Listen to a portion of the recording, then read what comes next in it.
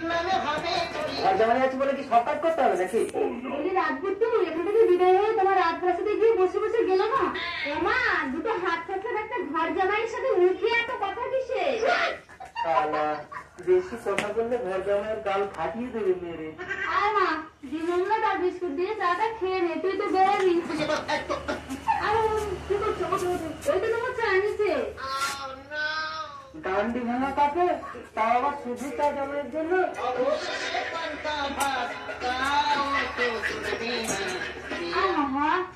বেচারা ঘর জামাই। ও বাবা আমার দেরি হচ্ছে।